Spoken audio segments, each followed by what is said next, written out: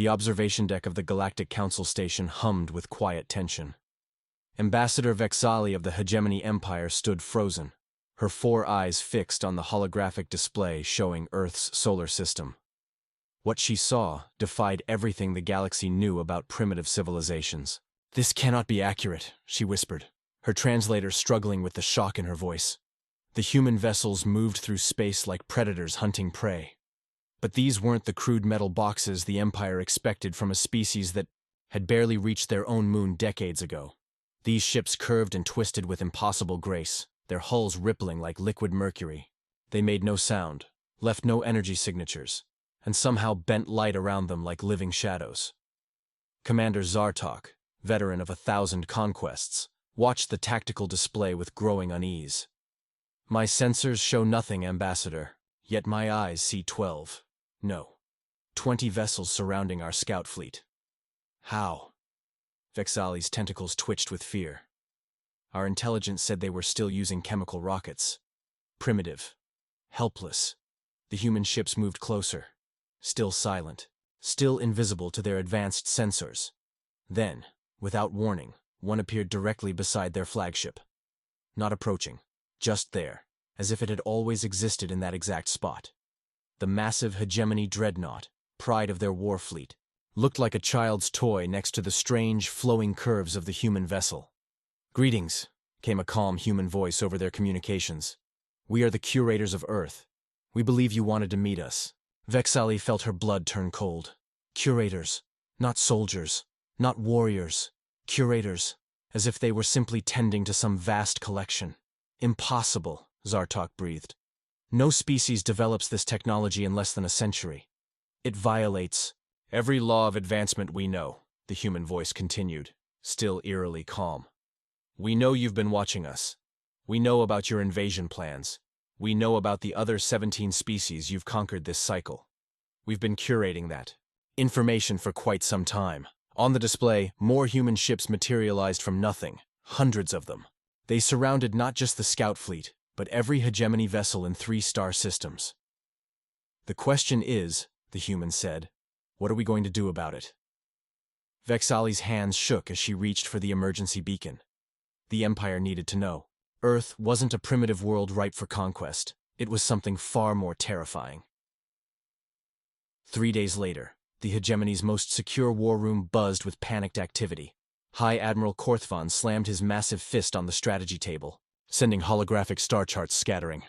"Explain to me," he roared, "how an entire scout fleet vanishes without sending a single distress signal." Intelligence Director Mivasa's 6 arms gestured nervously at the displays. "The ships weren't destroyed, Admiral. They simply stopped responding. Our long-range sensors show them still in formation around Earth's system, but they won't answer our calls. And the humans? Gone. Vanished as completely as they appeared." Korthvan's scarred face twisted with rage.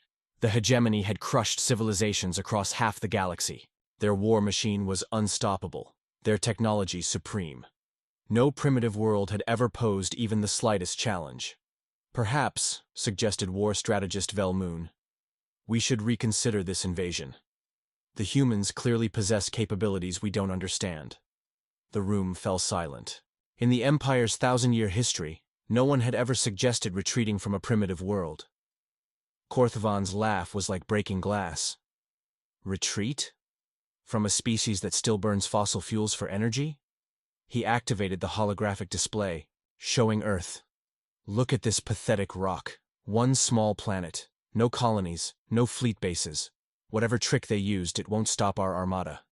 But even as he spoke, doubt gnawed at him.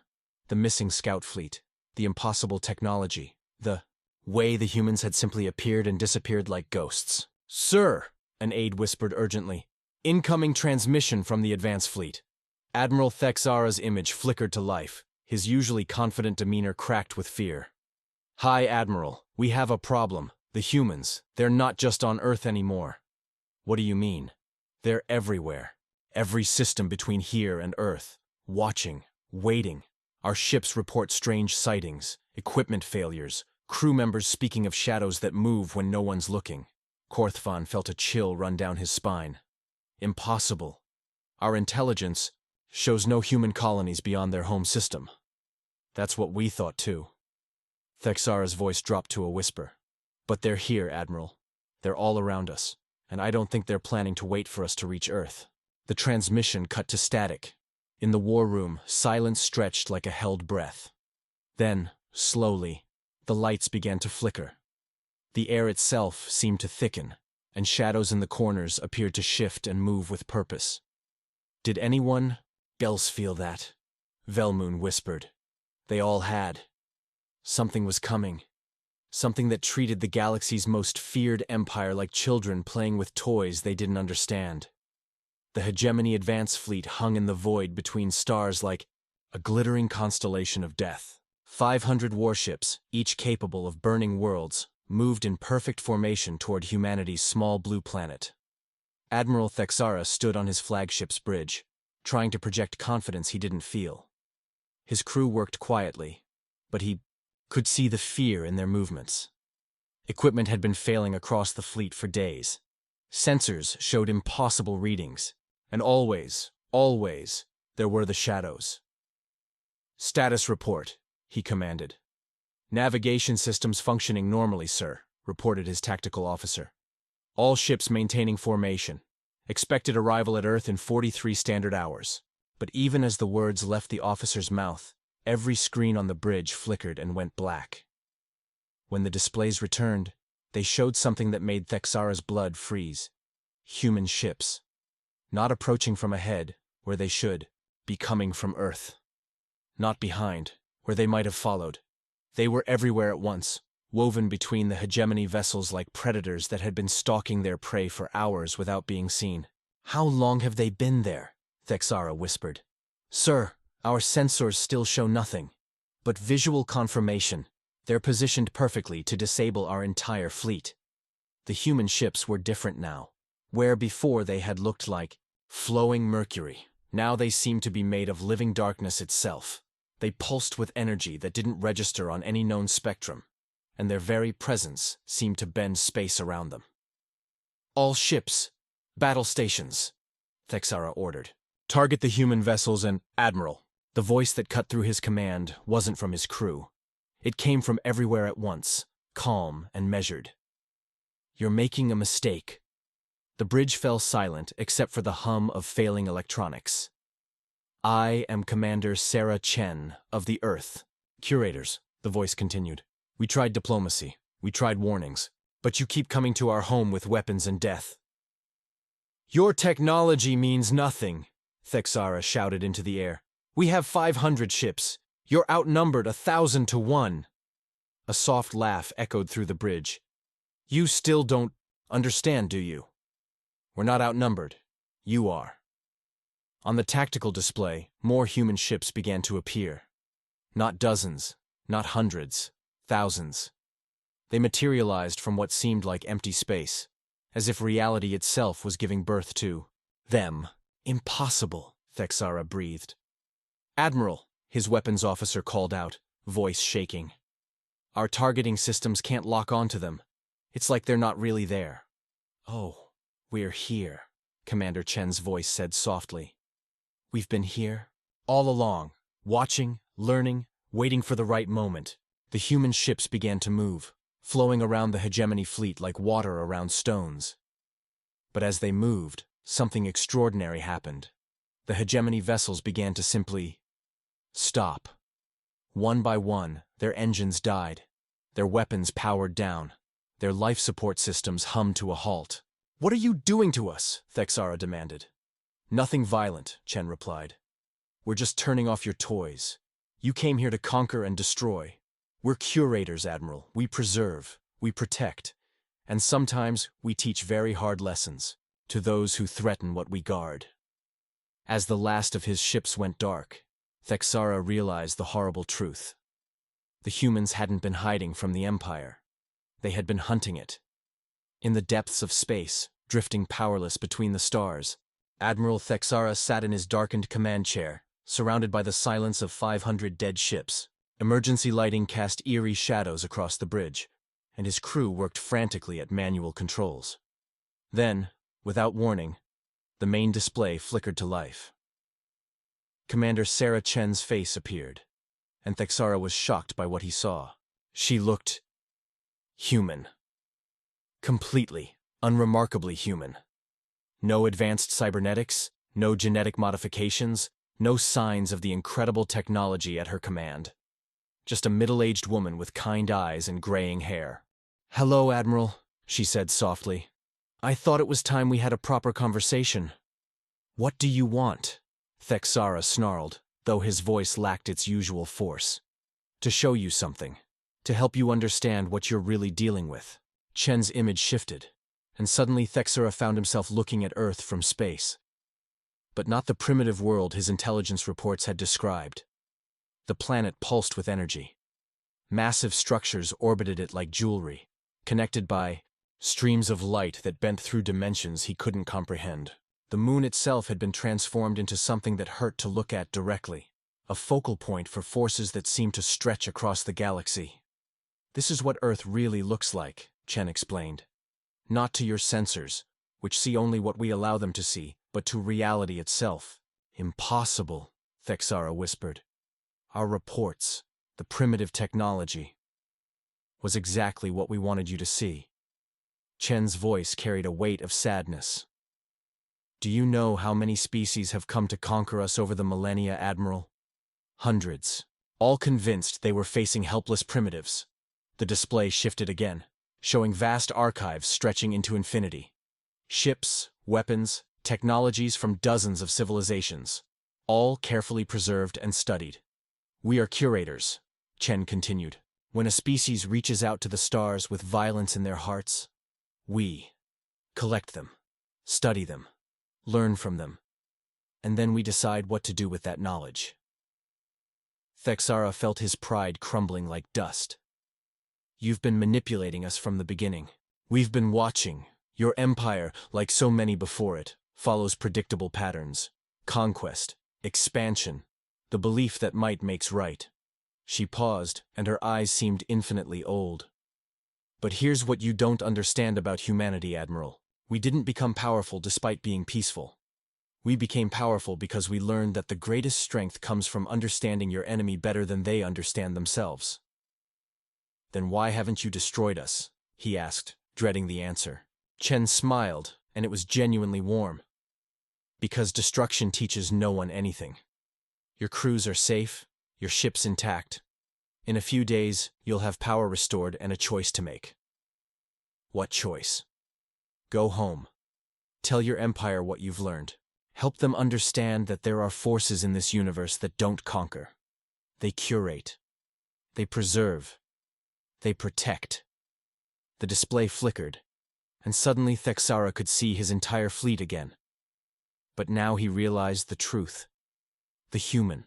Ships weren't just surrounding them, they were gently guiding them, like shepherds tending to lost sheep. "And if we refuse?" he asked.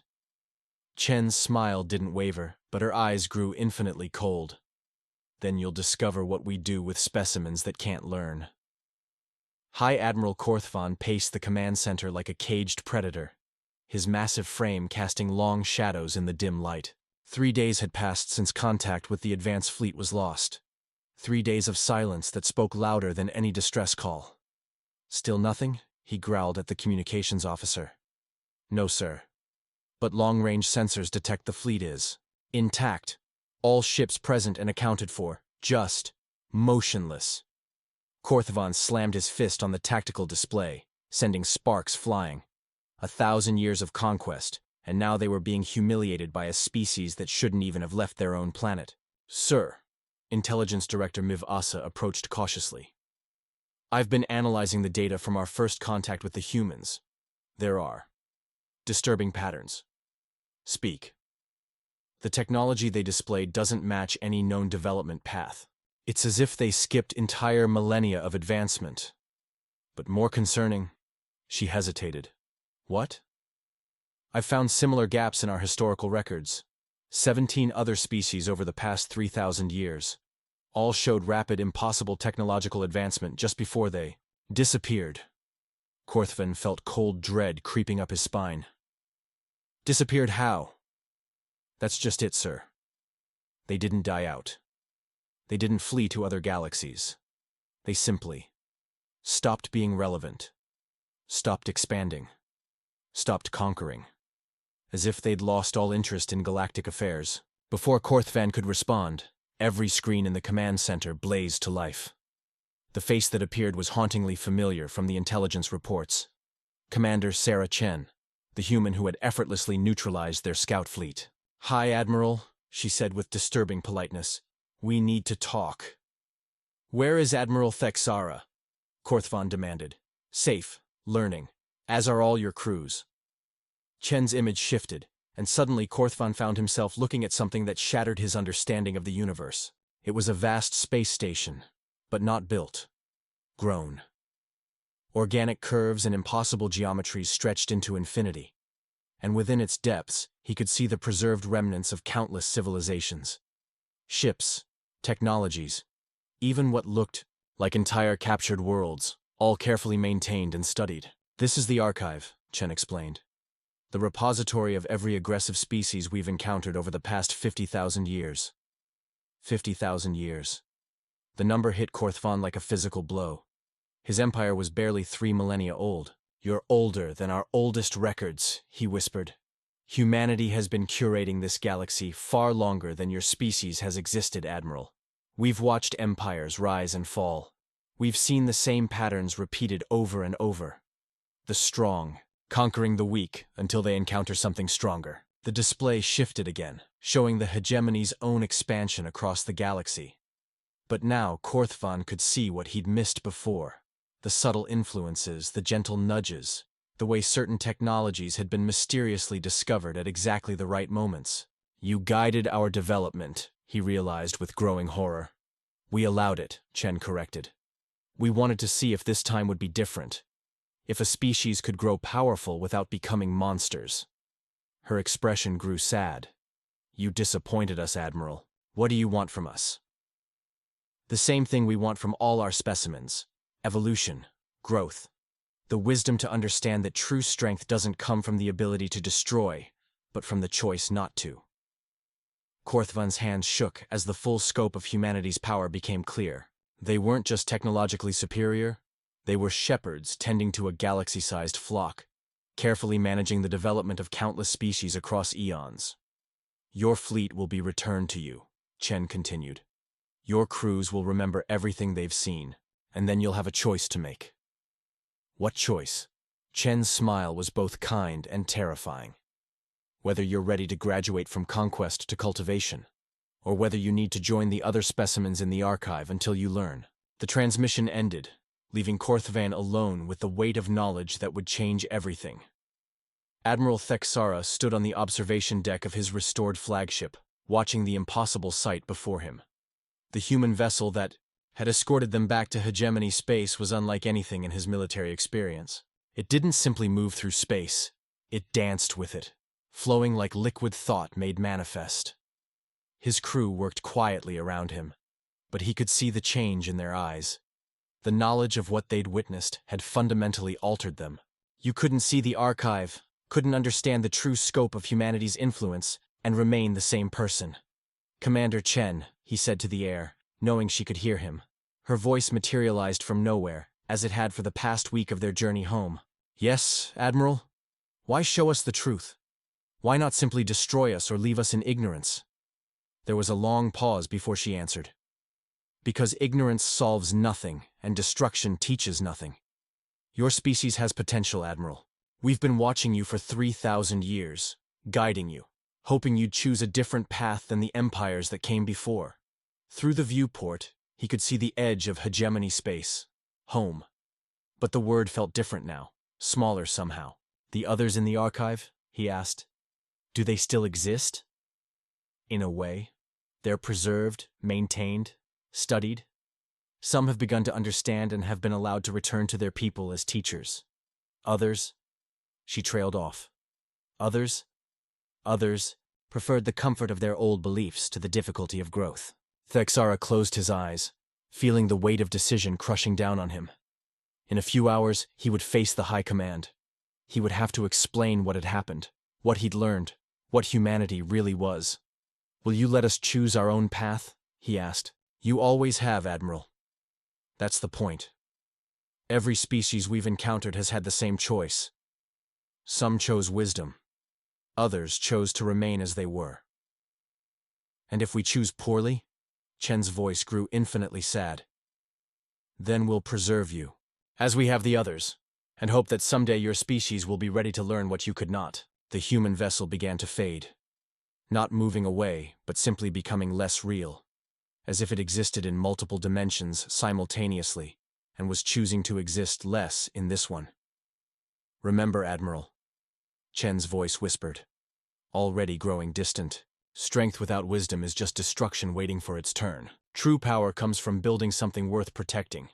And then they were alone, approaching the heart of an empire that suddenly seemed very small and very fragile.